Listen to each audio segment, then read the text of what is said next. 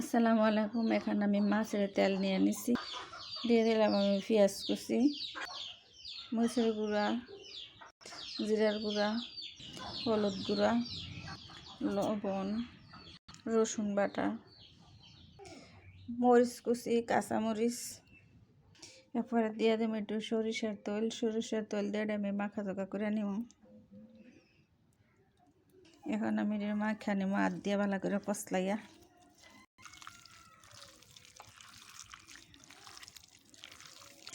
মাখা জোগা করছি, এখন আমি কিছু ধনিয়া পাতা দিয়ে দেবো। ধনিয়া পাতাটি দিয়ে আবার ভালো করে মিক্স করে নিব।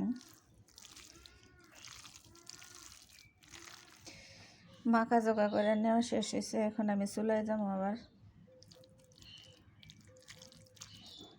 এটা আমি কিছুক্ষণ লেগে ডাক্কা রাখা দেবো। এটা গরম করে নিচ্ছি, সরষের তেল দিয়ে দিতেছি। আমি এটি যে 10 মিনিটের লেগে রাখছিলাম, এটা আমি 10 মিনিট আমি একটা তরকারি ভাগ করে নিচ্ছি। এখন আমি এটি কড়াই দিয়ে দেবো, দিয়ে নিলাম।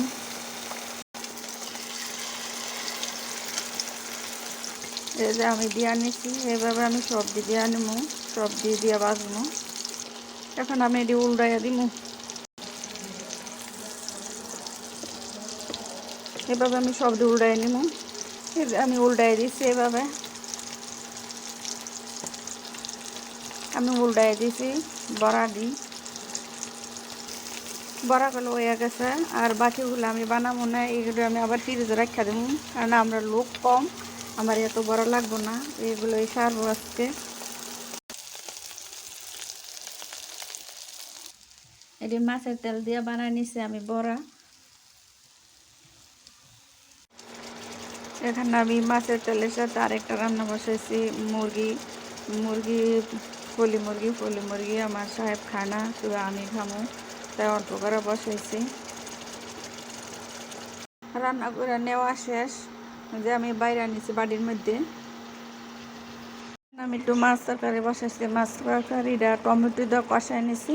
আমি এখন উপরে 2টা কাঁচামরিচ দিয়ে দিলাম। এরপর আর একটা টমেটো আস্তে দিয়েছি, একটু আস্তে আস্তে রাখুন। আমার সাহেব একটু আস্তে টমেটোটা বেশি পছন্দ করে, এডি কাইল্লা দিয়ে দিছি আদা হওয়ার জন্য তরকারিটা, আর এডি আস্তে থাকবো।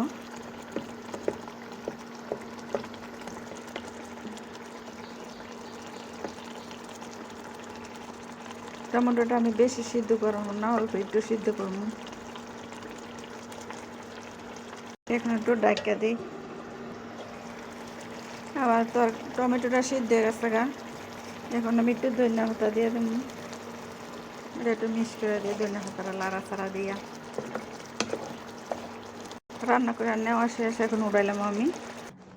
এই যে মাছটা আমার একটা পাত্র বাইরে নিছি, এই যে আমার মাছ তরকারিটা।